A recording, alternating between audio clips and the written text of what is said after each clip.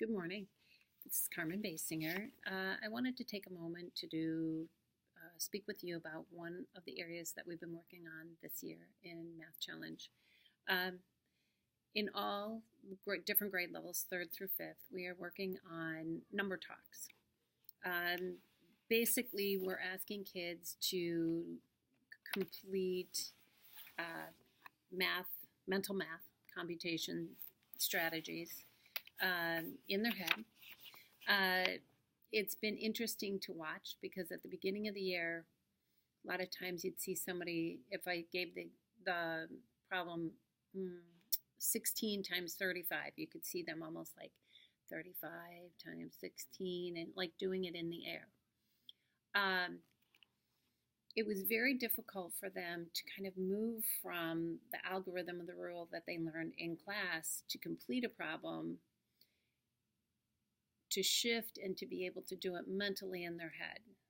So one of the goals that we're trying to develop throughout the year is that the students will have a variety of strategies that they can use to do mental computation in all areas. So it'll be addition, subtraction, multiplication, division, depending on grade level.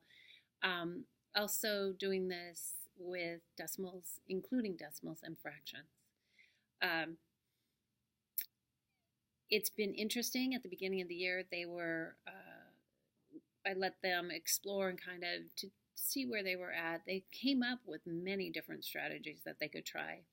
In addition, we're using a few resources that help guide us in the different problems and strategies that the students can learn. One of the benefits, or multiple benefits, is that it's helping our students to clarify their thinking, to be able to articulate clearly what the thought process is. We also want them to consider and test other strategies.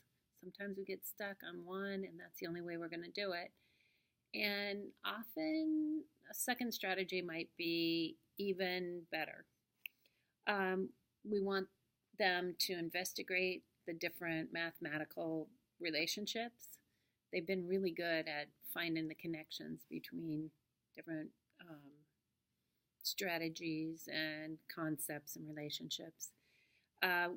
In the end, we want them to have a large repertoire of strategies that they can use because they could, in some situations, it might be better to use one versus the other. And then in the end, we want them to be able to quickly decide and choose which strategy they should use in each situation. One of the biggest pieces is also to develop a relationship with the students and the other students in the class so that they feel comfortable being able to share and be vulnerable if they don't know the answer and to put their ideas out there, whether they are correct or incorrect. And if they make a mistake, it's like, oh, okay, then, figure out why and then keep going. That building that self-esteem is very important.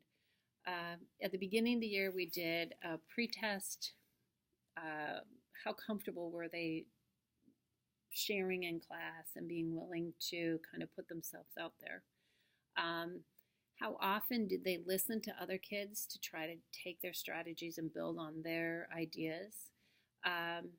And also, are they valuing other people's ideas? Are their ideas just as important as their own?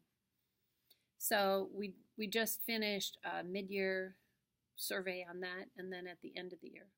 So our goal is that they will become more confident. They'll have many different strategies, and probably most importantly is just that core sense of understanding and continued love of math.